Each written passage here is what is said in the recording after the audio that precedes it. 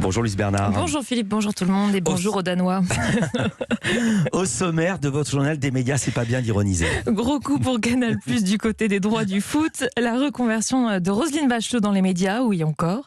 Karine Ferry abandonne une de ses émissions. Vous voyez, je fais beaucoup d'ironie aujourd'hui. Et puis les sites internet Marmiton, Doctissimo au féminin sont rachetés par un grand groupe de médias.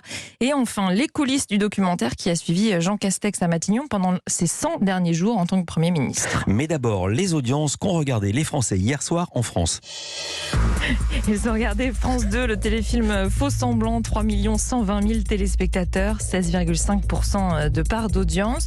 Deuxième, TF1 avec la saison 2 de sa série italienne Doc, qui continue, 2 600 000 téléspectateurs, 14,6% de part d'audience.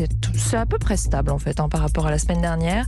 Et puis troisième, le village préféré des Français, qui là est en baisse par rapport à l'édition précédente, 2 200 000 téléspectateurs, 12,8% de part d'audience. Je vous donne le quatrième, c'était M6, parce que c'était une émission événementielle, le plus grand karaoké de France, 1 820 000 téléspectateurs, donc c'est un score correct, on va dire. M6 à la moyenne, 10,8% de part d'audience.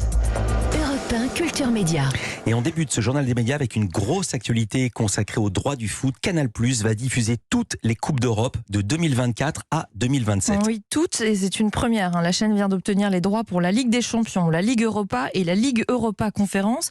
Selon le journal L'Équipe, la plateforme Amazon Prime Video aurait été elle aussi candidate, mais sans succès. Donc, petite revanche pour Canal+, puisque l'an dernier, la chaîne cryptée avait vu Amazon repartir avec 80% des droits de la Ligue 1. Alors, elle s'est réjouie dans un communiqué. Les plus grands joueurs du monde, les plus beaux chocs européens et les meilleurs joueurs et clubs français seulement sur Canal+.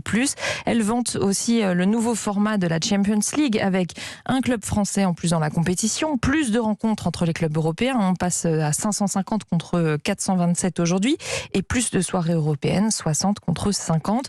Le montant de la transaction pour obtenir les droits n'a, comme d'habitude, pas été dévoilé.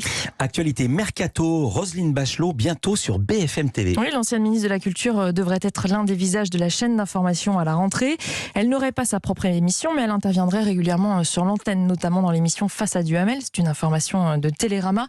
Reste une condition, la haute autorité pour la transparence de la vie publique doit donner son accord. Il s'agit pour elle de déterminer si ce nouveau job n'interfère pas avec les anciennes fonctions de la ministre. En tant que ministre de la Culture, c'est elle qui était chargée des dossiers médias. Mais oui, il faut donc valider les reconversions des ministres. C'est l'une des attributions de cette haute autorité. Télérama qui rappelle que les refus sont tout de même rares. Seuls 5 à 10% en moyenne des cas de reconversion sont retoqués. Si ça se fait, ce ne sera pas une première reconversion pour Roselyne Bachelot. Avant d'être ministre, elle travaillait pour LCI, un petit passage par Europe 1 aussi, et avant cela sur C8, enfin Direct 8 à l'époque. Elle avait troqué son fauteuil de députée contre celui de chroniqueuse dans l'émission de Laurence Ferrari, Le Grand 8. Et je crois qu'elle a déjà rejoint Laurent Ruquier dans les grosses têtes. Du côté de TF1, Karine Ferry abandonne Danse avec les stars. C'est sa décision, selon elle. Elle l'a annoncé sur son compte Instagram. Elle présentait le débrief de l'émission. TF1 a su écouter mes envies et respecter mon choix. Je les en remercie. Elle insiste sur mon choix. Elle dit aussi aspirer à d'autres aventures avec TF1. Elle présente déjà sur les antennes du groupe Chronique criminelle sur TFX, le Loto, des documentaires féminins. Et puis elle est présente aussi dans The Voice Kids qui reprendra bientôt. On reste du côté de TF1. TF1 qui cède son pôle de médias numériques Unify au groupe Reworld Media. Oui, il s'agit de 12 marques digitales dont des sites très connus comme Marmiton, Doctissimo au féminin, les numériques. Ils attirent chaque mois à 25 millions de visiteurs uniques et plus de 200 millions de pages sont vues par an selon TF1. Mais ces marques ne sont pas si rentables que ça en fait pour le groupe. Et puis il dit vouloir se recentrer sur ses activités audiovisuelles. Il faut dire qu'il est en train de préparer la fusion avec M6. Le montant de la transaction n'a lui aussi pas été révélé. On sait simplement que Reworld Media s'est engagé à conserver les postes des 300 personnes qui travaillent actuellement pour Unify. Prochaine étape, la validation de l'opération par l'autorité de la concurrence, comme il en est d'usage.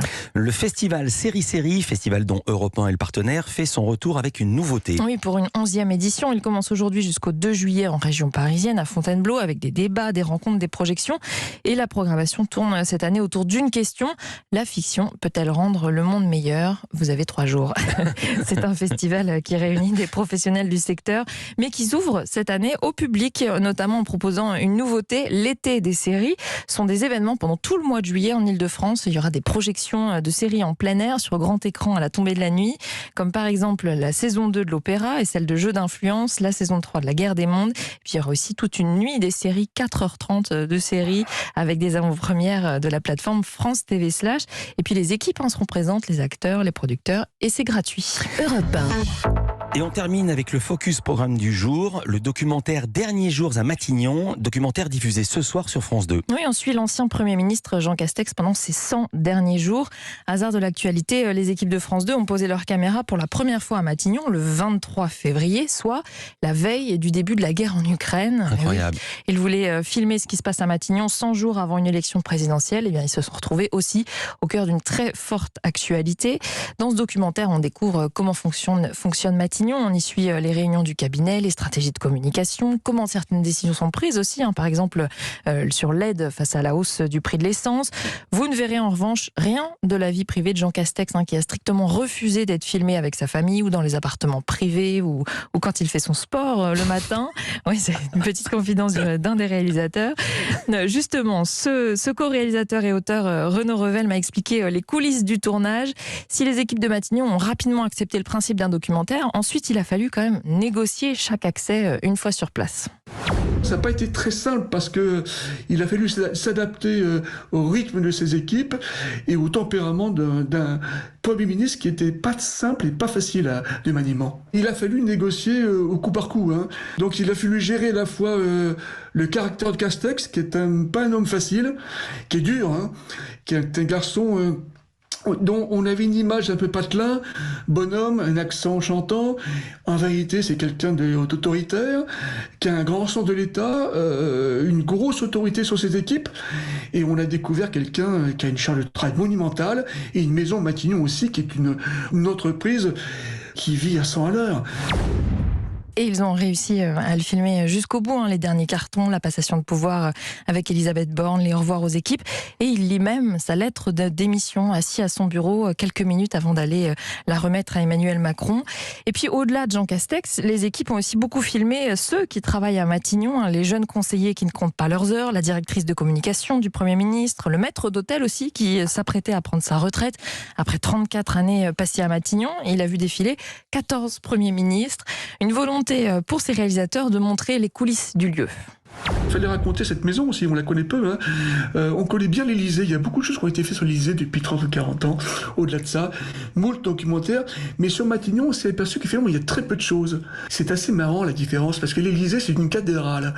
C'est très silencieux, c'est très empesé. Il n'y a pas de bruit à l'Élysée. Matignon, c'est une usine. C'est une fourmilière. Il y a un bruit à Matignon hallucinant du matin au soir, beaucoup de monde, de très nombreux métiers, et ça n'arrête pas. Les portes claquent, les parquets grincent. On voulait voir un petit peu comment cette machine tournait. Des cuisines aux huissiers, des huissiers aux secrétaires, des gendarmes au cabinet du Premier ministre. Dernier jour à Matignon est diffusé ce soir à 22h40. C'est réalisé par Julien Ferrat, Guillaume Martin et Renaud Revel qu'on vient d'entendre. Merci beaucoup Louise Bernard. Toutes ces infos à retrouver dans notre newsletter média. Suffit de s'inscrire, c'est gratuit sur europe1.fr. À demain Louise pour un nouveau journal des médias. À demain.